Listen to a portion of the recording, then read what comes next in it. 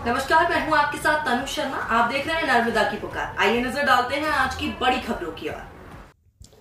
बुरुटखेड़ा का पटेल परिवार 62 वर्षों से चरण पादुका को पूजा स्थल पर रखकर पूज रहा है। कन्नौज में नगर के करीब 3 किलोमीटर दूर तपोवन भूमि, जिसे जोड़ नदी भी कहा जाता है, वहां पर 2 मर्तबा विशाल यज्ञ का आयोजन हुआ था।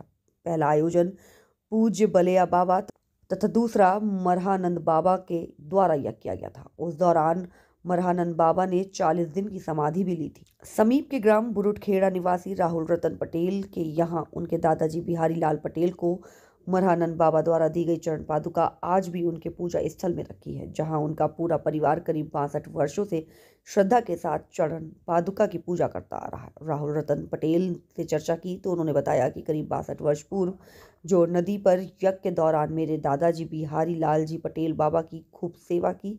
सेवा से खुश होकर मरहानंद बाबा ने उनसे कहा था कि तुम्हें क्या चाहिए, तो उस वक्त हमारे दादाजी ने बाबा से उनके चरण पादुका मांगी, जो उन्होंने सहर्ष दे दी। तभी से हमारा परिवार पूजा स्थल पर रखे बाबा की चरण पादुकाओं की नित्य पूजा करता है। कन्नौज से कमल गर्गराही की एक खास रिपोर्ट।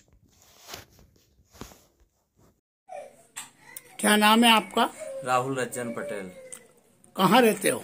ग्राम बुरुटखेड़ा। अच्छा, आपके यहाँ जो चरण पादुका रखी हुई है जी, ये किन्होंने दी थी और कब दी थी और किन को दी थी? यह चरण पादुका श्री मनोरम जी बाबा जो थे, जिन्होंने 1960-62 में यज्ञ करवाया था जोड़ नदी पर। उस समय उन्होंने यहाँ पे यज्ञ कराया था और 40 दिनों की समाधि ली थी।